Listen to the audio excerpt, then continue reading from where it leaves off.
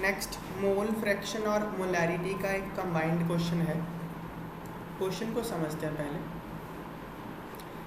Calculate the molarity of a solution of ethanol in water. पहले तो solution है किस किस चीज़ का? इथेनॉल मतलब C2H5OH और water. In which mole fraction of ethanol is 0.04। इस सोल्यूशन में जो इथेनॉल की मोल फ्रैक्शन है X इथेनॉल कितनी है? वो 0.04। ये गिवन है। पूछ क्या रहा है? मोलैरिटी निकालो, ये पूछ रहा है। ठीक है ना? तो देखो ये डेफिनेशन बेस्ड क्वेश्चन है। अगर आपको डेफिनेशन पता है तो कर लोगे। एक अजम्पशन बोलिए कि assume density of water to be 1। Density of water लेनी है 1 ग्राम पर ml। ये याद ही कर लो आप, पानी की डेंसिटी होती है 1 ग्राम पर ml। ठीक है, क्वेश्चन समझ में आ गया। एक सोल्यूशन दिया है किसका? इथेनॉल और वाटर का। उसमें इथेनॉल की मोल फ्रैक्शन 0.04 है, पानी की डेंसिटी 1 ग्राम पर ml है। आपको सोल्यूशन की मोलैरिटी पूछी है, मतलब एक कॉन्सेंट्रेशन टर्म गिवन है, उसको दूसरी कॉन्सेंट्रेशन टर्म में कन्वर्ट करने के लिए बोल रहा है। क्वेश्चन समझ में आ गया?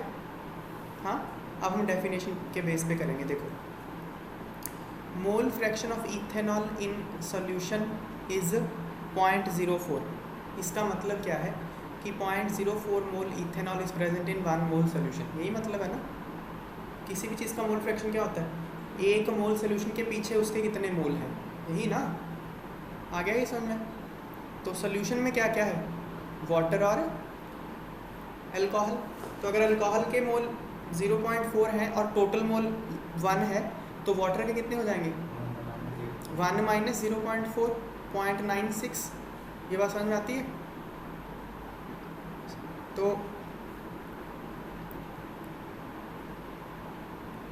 मतलब 0.04 mole ethanol is present in 0.96 mole water. यहाँ तक भी समझ में आ गया? सबको ये बताऊँगा। ठीक है, अब क्या है? मुझे निकालनी क्या है? देखो, क्वेश्चन का फ्लो समझो कि ऐसे क्यों हो रहा है, इसको रटना नहीं है। किस तरफ जा रहा है, स्टार्टिंग पॉइंट समझो, एंड पॉइंट समझो। तो एंड पॉइंट को देखते हुए आप क्वेश्चन का फ्लो डिसाइड करते हो कि मुझे किस तरफ जाना है। आपको निकालनी है मोलैरिटी। और मोलैरिटी क्या होता है? Number of moles of solute upon volume of solution in litres. यही होता है ना।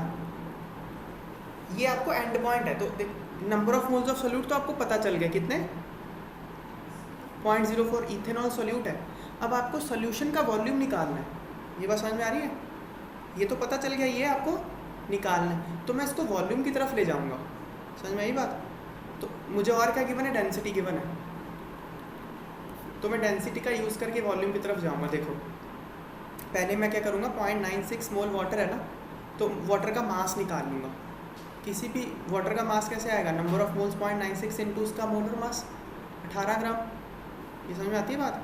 किसी भी चीज़ का मास कैसे निकलता है? उसके moles multiplied by molar mass. Water का मोलर मास 18 होता है। 0.04 मोल इथेनॉल प्रेजेंट है इतने ग्राम पानी में। अब मुझे पानी का क्या पता चल गया? वेट। लेकिन मुझे क्या चाहिए? वॉल्यूम चाहिए। मुझे वेट नहीं, क्या चाहिए? वॉल्यूम चाहिए। तो मैं क्या करूँगा? डेंसिटी होती है मास बाय वॉल्यूम। वॉल्यूम आएगा मास बाय डेंसिटी। समझ में आई बात है? तो डेंसिटी वाटर की कितनी होती है? 1 ग्राम पर ml। तो जितने ग्राम पानी होगा उतने ही तो ml होगा ना भाई, क्योंकि डेंसिटी उसकी 1 ग्राम पर ml है।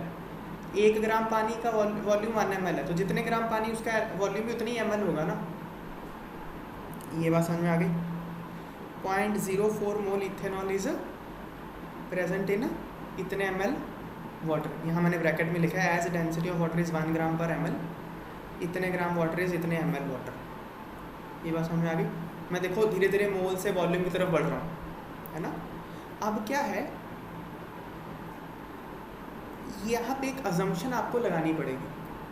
देखो, मोलैरिटी में जो वॉल्यूम होता है वो सॉल्यूशन का होता है, सॉल्वेंट का नहीं होता। ध्यान रखो, वॉल्यूम किसका है? सॉल्यूशन का। लेकिन यहाँ मैंने किसका वॉल्यूम निकाला? वाटर का, जो कि क्या है? सॉल्वेंट। आपको सॉल्यूशन का वॉल्यूम निकालना है। सॉल्यूशन का वॉल्यूम कैसे आएगा? सॉल्वेंट और सॉल्यूट दोनों को जोड़ के। लेकिन सॉल्यूट का वॉल्यूम आपको पता ही नहीं है, इसलिए उसको निगलेक्ट कर दो क्योंकि वो बहुत कम मात्रा में है, 0.04।